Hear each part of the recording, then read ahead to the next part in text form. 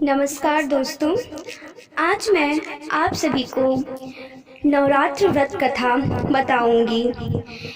दोस्तों, ये नवरात्र की व्रत कथा मैं पूरा किताब से पढ़ के बताऊंगी अपने शब्दों में। अगर कोई गलती हो, त्रुटि हो, प्लीज माफ कीजिएगा। सुनिए। श्री दुर्गा नवरात्र व्रत कथा प्रारंभ। बृहस्पति जी बोले, हे ब्राह्मण, आप अत्यंत बुद्धिमान और चारों वेदों को जानने वालों में श्रेष्ठ हो। हे प्रभु, कृपा कर मेरा वचन सुनो। चैत्र, अश्विनी, माघ और आषाढ़ मास की शुक्ल पक्ष में नवरात्रि का व्रत और उत्सव क्यों किया जाता है? हे भगवान, इस व्रत का फल क्या है, कैसे करना उचित है और पहले इस व्रत को किसने किया है, सो विस्तार से कहो। बृहस्पति जी का ऐसा प्रश्न सुनकर ब्रह्मा जी कहने लगे, हे बृहस्पति, प्राणियों के हित करने की इच्छा से तुमने बहुत ही अच्छा प्रश्न किया है। जो मनुष्य मनोरथ पूर्ण करने वाली दुर्गा, महादेवी, सूर्य और नारायण का ध्यान करते हैं, वे मनुष्य धन्य हैं। यह नवरात्रि व्रत संपूर्ण कामनाओं को पूर्ण करने वाला है। इसके करने से पुत्र चाहने वाले को पुत्र, धन चाहने वाले को धन, विद्या चाहने वाले को विद्या और सुख चाहने वाले को सुख मिल सकता है। इस व्रत को करने से रोगी का रोग दूर हो जाता है और कारागार में पड़ा हुआ मनुष्य बंधन से छूट जाता है। कारागार अर्थात जेल। मनुष्य की तमाम आपत्तियां दूर हो जाती है और उसके घर में संपूर्ण संपत्तियां आकर उपस्थित हो जाती हैं। बंध्या और काक बंध्या के इस व्रत को करने से पुत्र हो जाता है। समस्त पापों को दूर करने वाले इस व्रत के करने से ऐसा कौन सा मनोरथ है जो सिद्ध नहीं हो सकता? जो मनुष्य इस अलभ्य मनुष्य देह को पाकर भी नवरात्र का व्रत नहीं करता है, वह माता पिता से हीन हो जाता है, अर्थात उसके माता पिता मर जाते हैं और अनेक दुखों को भोगता है। उसके शरीर में कुष्ठ हो जाता है और अंग से हीन हो जाता है। उसके संतान उत्पत्ति नहीं होती। इस तरह वह मूर्ख अनेक दुख भोगता है। इस व्रत को न करने वाला निर्दयी मनुष्य धन और धान्य से रहित हो भूख और प्यास के मारे पृथ्वी पर घूमता है और गूंगा हो जाता है। जो सधवा स्त्री भूल से इस व्रत को नहीं करती है, वह पति से हीन होकर नाना प्रकार के दुखों को भोगती है।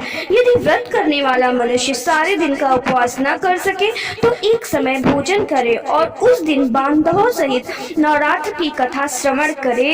हे बृहस्पति, जिसने पहले इस महाव्रत को किया है उसका पवित्र इतिहास मैं तुम्हें सुनाता हूँ। तुम सावधान होकर सुनो। इस प्रकार ब्रह्मा जी का वचन सुनकर बृहस्पति जी बोले, हे ब्राह्मण, मनुष्यों का कल्याण करने वाले इस व्रत के इतिहास को मेरे लिए कहो। मैं सावधान होकर सुन रहा हूँ। आपकी शरण में आए हुए मुझ पर कृपा करो।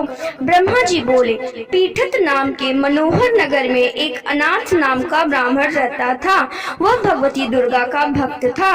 उसके संपूर्ण सद्गुणों से युक्त मानो ब्रह्मा की सबसे पहली रचना हो ऐसी यथार्थ नाम वाली सुमति नाम की एक अत्यंत सुंदर पुत्री पैदा हुई।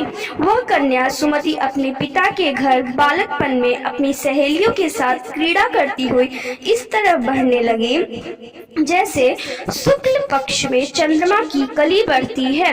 उसका पिता प्रतिदिन दुर्गा का पूजा करता और होम किया करता था। उस समय वह भी नियम से वहां उपस्थित होती थी। एक दिन वह सुमति अपनी सखियों के साथ खेलने लग गई और भगवती पूजन में उपस्थित नहीं हुई। उसके पिता को पुत्र की ऐसे असावधानी देखकर क्रोध आया और पुत्री से कहने लगा, अरे दुष्ट पुत्री, आज प्रभात से तुमने भगवती का पूजन नहीं किया। इस कारण मैं किसी कुष्ठी और दरिद्री मनुष्य के साथ तेरा विवाह करूंगा। इस प्रकार पिता के वचन सुनकर सुमति को बड़ा दुख हुआ और पिता से कहने लगी, हे पिता, मैं आपकी कन्या हूँ। मैं आपके सब तरह से अधीन हूँ। जैसी आपकी इच्छा हो मेरा विवाह कर सकते हो, पर होगा वही जो मेरे भाग्य में लिखा है। मेरा तो इस पर पूर्ण विश्वास है। मनुष्य न जाने कितने मनोरथों का चिंतन करता है, पर होता वही है जो भाग्य में विधाता ने लिखा है, तथा जो जैसा करता है उसको फल भी उस कर्म के अनुसार ही मिलता है। क्योंकि कर्म करना मनुष्य के अधीन है, पर फल देना देव के अधीन है। जैसे अग्नि में पड़े हुए तड़ादे उसको अधिक प्रदीप्त कर देते हैं, उसी तरह अपनी कन्या की निर्भयता से कहे हुए वचन सुनकर उस ब्राह्मण को अधिक क्रोध आया। तब उसने अपनी कन्या का एक कुष्ठी से विवाह कर दिया और अत्यंत क्रुद्ध होकर कहने लगा, जाओ, जल्दी जाओ अपने कर्म का फल भोगो, देखिए भाग्य पर रहकर क्या करती है। इस प्रकार से कहे हुए पिता के कटु वचनों को सुनकर सुमति मन में विचार करने लगी कि अहो मेरा बड़ा दुर्भाग्य है जिससे मुझे ऐसा पति मिला। इस तरह अपने दुख पर विचार करती हुई सुमति पति के साथ वन में चली गई और भयावनी कुशा युक्त उस जगह पर उन्होंने वह रात बड़े कष्ट से व्यतीत की। उस गरीब बालिका की ऐसी दशा देखकर भगवती पूर्व पुण्य के प्रभाव से प्रकट होकर सुमति से कहने लगी कि हे दीन ब्राह्मणी, मैं तुम पर प्रसन्न हूँ, तुम जो चाहो वरदान मांग सकती हो, मैं प्रसन्न होने पर मनवांछित फल देने वाली हूँ। इस प्रकार भगवती दुर्गा का वचन सुन ब्राह्मणी कहने लगी कि आप कौन है जो मुझ पर प्रसन्न हुई हो, यह सब मेरे लिए कहो और अपनी कृपा दृष्टि से मुझ दीन दासों को कृतार्थ करो। देवी कहने लगी कि मैं आदिशक्ति हूँ और मैं ही ब्रह्मा विद्या और सरस्वती हूँ, मैं ही ब्रह्म विद्या और सरस्वती हूँ। मैं प्रसन्न होने पर प्राणियों का दुख दूर कर उनको सुख प्रदान करती हूँ। हे ब्राह्मणी, मैं तुम पर पूर्व जन्म के पुण्य के प्रभाव से प्रसन्न हूँ। तुम्हारे पूर्व जन्म का वृतांत सुनाती हूँ, सुनो। तो पूर्व जन्म में निषाद अर्थात भील की स्त्री थी और अति पतिव्रता थी। एक दिन तेरे पति निषाद ने चोरी की। चोरी करने के कारण तुम दोनों को सिपाहियों ने पकड़ लिया और ले जाकर जेल खाने में कैद कर लिया। उन लोगों ने तुम्हें और तुम्हारे पति को भोजन भी नहीं दिया। इस प्रकार नवरात्र के दिनों में तुमने ना कुछ खाया और ना ही जल पिया, इसलिए 9 दिनों तक का नवरात्र व्रत हो गया। हे ब्राह्मणी, उन दिनों में जो व्रत हुआ उस व्रत के प्रभाव से प्रसन्न होकर तुम्हें मनवांछित वस्तु दे रही हूँ, तुम्हारी इच्छा हो सो मांगो।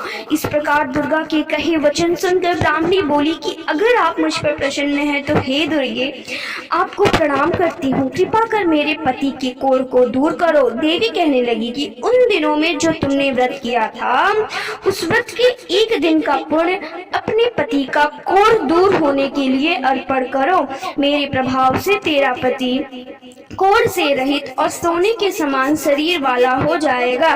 ब्रह्मा जी बोले। इस तरह देवी का वचन सुनकर ब्राह्मणी बहुत खुश हुई और पति की निरोग करने की इच्छा से ठीक है ऐसे बोली। तब उसके पति का शरीर भगवती दुर्गा की कृपा से कुष्ठहीन होकर अति कांति युक्त हो गया, जिसकी कांति के सामने चंद्रमा की कांति भी क्षीण हो जाती है। वह ब्राह्मणी पति की मनोहर देह को देख देवी को अति पराक्रमी समझकर स्तुति करने लगी कि हे दुर्गे, आप दुर्गति को दूर करने वाली, तीनों जगत का संताप करने वाली, समस्त दुखों को दूर करने वाली, रोगी मनुष्य को निरोग करने वाली, खुश होने पर मनवांछित वस्तु देने वाली और दुष्ट मनुष्य का नाश करने वाली हो। तुम ही जगत की माता और तुम ही पिता हो। हे अम्बे, मुझ अपराध रहित अबला को मेरे पिता ने कुष्ठी के साथ विवाह कर मुझे घर से निकाल दिया। उसकी निकाली हुई पृथ्वी पर घूमने लगी। आपने ही मेरा इस आपत्ति रूपी समुद्र से उद्धार किया है। हे देवी, आपको नमस्कार करती हूँ, मुझ दीन की रक्षा करो। ब्रह्मा जी बोले, हे बृहस्पति, इस तरह उस सुमति ने मन से देवी की स्तुति की। उसके द्वारा की गई स्तुति सुनकर देवी को बहुत संतोष हुआ और ब्राह्मणी से कहने लगी कि हे पुत्री, उद्दायक नाम का अति बुद्धिमान, धनवान, कीर्तिमान और जितेंद्रिय पुत्र शीघ्र ही होगा। ऐसे कहकर देवी ब्राह्मणी से फिर कहने लगी कि हे ब्राह्मणी, और जो कुछ तेरी इच्छा हो वही मनवांछित वस्तु मांग सकती हो। ऐसा भगवती दुर्गा का वचन सुनकर सुमति बोली कि हे भगवती दुर्गे, अगर आप मुझ पर प्रसन्न हैं तो कृपा कर मुझे नवरात्र विधि बतलाइए। हे दयावती, जिस विधि से नवरात्र करने से आप प्रसन्न होती हैं उस विधि और उसके फल का मेरे लिए विस्तार से वर्णन करें। इस प्रकार ब्राह्मणी के वचन सुनकर दुर्गा कहने लगी कि हे ब्राह्मणी, मैं तुम्हारे लिए संपूर्ण पापों को दूर करने वाली नवरात्र विधि को बतलाती हूँ, जिसको सुनने से ही मनुष्य पापों से छूटकर मोक्ष को प्राप्त हो जाता है। आश्विनी मास के शुक्ल पक्ष की प्रतिपदा से लेकर 9 दिन तक विधि पूर्वक व्रत करें। यदि दिन भर व्रत न कर सके तो एक समय भोजन करें। पढ़े लिखे ब्राह्मणों से पूछकर घट स्थापना करें और वाटिका बनाकर उसको प्रतिदिन जल से सींचे। महाकाली, महालक्ष्मी और महासरस्वती इनकी मूर्तियां बनाकर उनकी नित्य विधि सहित पूजा करें और पुष्पों से विधि पूर्वक अर्घ्य दें। बिजौरा के फूल से अर्घ्य देने से रूप की प्राप्ति होती है। जायफल से कीर्ति, धाक से कार्य की सिद्धि होती है। आंवले से सुख और केले से भूषण की प्राप्ति होती है। इस प्रकार फलों से अर्घ्य देकर यथाविधि हवन करें। खांड, घी, गेहूं, शहद, जौ, तिल, बिल्व, नारियल, धाक और कदम्ब इनसे हवन करें। गेहूं से होम करने पर लक्ष्मी की प्राप्ति होती है। खीर व चंपा के पुष्पों से धन और पत्तों से तेज और सुख की प्राप्ति होती है। आंवले से कीर्ति और केले से पुत्र हो, कमल से राज सम्मान और धाकों से सुख संपत्ति की प्राप्ति होती है। खांड, घी, नारियल, शहद, जौ और तिल इससे तथा फलों से होम करने से मनवांछित फल की प्राप्ति होती है। व्रत करने वाला मनुष्य इस विद्वान से होम कर आचार्य को अत्यंत नम्रता के साथ प्रणाम करे और यज्ञ की सिद्धि के लिए उसे दक्षिणा दे। इस महाव्रत को पहले बताई हुई विधि के अनुसार जो कोई करता है उसके सब मनोरथ सिद्ध हो जाते हैं। इसमें तनिक भी संशय नहीं है। इन 9 दिनों में जो कुछ दान दिया जाता है उसका करोड़ों गुना फल मिलता है। इस नवरात्र के व्रत करने से ही अश्वमेध यज्ञ का फल मिलता है। हे पुत्री, इस संपूर्ण कामना को पूर्ण करने वाले उत्तम व्रत को तीर्थ में, मंदिर में अथवा घर में ही विधि के अनुसार करें। ब्रह्मा जी बोले, हे बृहस्पति, इस प्रकार ब्राह्मणी को व्रत की विधि और फल बताकर देवी अंतर्ध्यान हो गई। जो पुरुष या स्त्री इस व्रत को भक्ति पूर्वक करता है वह इस लोक में सुख पाकर अंत में दुर्लभ मोक्ष को प्राप्त होता है। हे बृहस्पति, यह दुर्लभ व्रत का महात्म्य मैंने तुम्हारे लिए बतलाया है।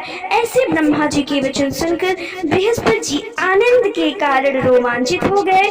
बृहस्पति जी कहने लगे, हे ब्राह्मण, आपने मुझ पर अति कृपा की जो अमृत के समान इस नवरात्र व्रत का महात्म्य सुनाया। हे देव, आपके बिना कौन इस महात्म्य को सुना सकता है। ऐसे बृहस्पति जी के वचन सुनकर ब्रह्मा जी बोले कि हे बृहस्पति, तुमने सब प्राणियों का हित करके इस अलौकिक व्रत को पूछा है, इसलिए तुम धन्य हो। यह भगवती शक्ति संपूर्ण लोकों का पालन करने वाली है। इस महादेवी के प्रभाव को कौन जान सकता है। प्रेम से बोलो जय माता दी। थैंक यू दोस्तों। मैं